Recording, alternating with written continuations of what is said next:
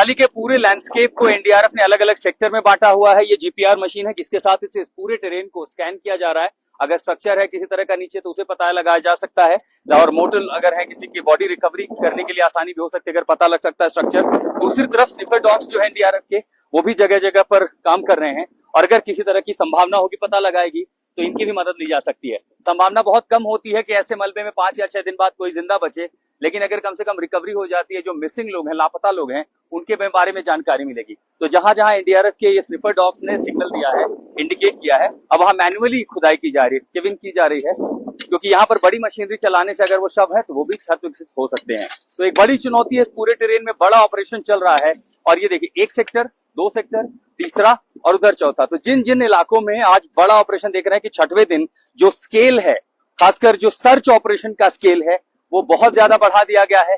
और धराली में यानी रिस्टोरेशन, इलेक्ट्रिसिटी कनेक्शन और उसके बाद सर्च ऑपरेशन, इस तरह की तबाही के बाद सबसे बड़ी चुनौती होती है। और इन चुनौतियों से जूझती हुई एनडीआरएफ टीम यहाँ उस सर्च ऑपरेशन को अंजाम दे रही है। ऑपरेशन जिंदगी का 6वां दिन है। धराली में ग्राउंड जीरो पर क्या हो रहा है, इसमें एनडीआरएफ यहाँ पर पहुंचे, उन्होंने कुछ इक्विपमेंट्स मंगाए हैं। दरअसल ये जीपीआर है, ग्राउंड पेनिट्रेटिंग रेडार्स।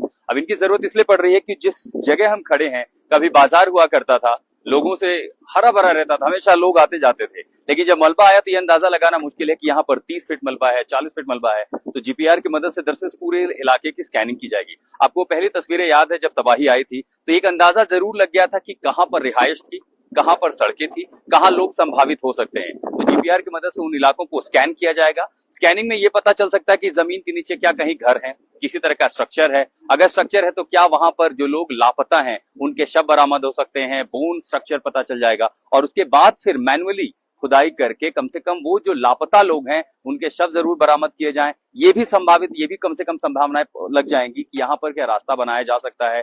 जो घर हैं, जो स्ट्रक्चर्स हैं, मकान हैं, बहुत सारी चीजें हैं जो सब कुछ जमींदोज हो गई हैं। यानी तब की धराली और अब की धराली में अगर जो फर्क आया वो इतना है कि अब सब पूरा शहर मिट्टी के नीचे दबा हुआ। तो 6वें दिन ऑपरेशन जिंदगी में आखिर कहां तक प्रोग्रेस पहुंची है। अब इस पूरे इलाके में हम देख रहे हैं कि सर्च ऑपरेशन बहुत महत्वपूर्ण है, लेकिन जब इस तरह का मलबा हो, उसमें नमी है, कई जगहों पर स्वयं बना हुआ है, कितनी मुश्किलें और आगे एनडीआरएफ इस ऑपरेशन को कैसे आगे बढ़ा रहा है। देखिए, जैसा आप देख पा रहे हैं, मुश्किलात तो बहुत ज्यादा हैं।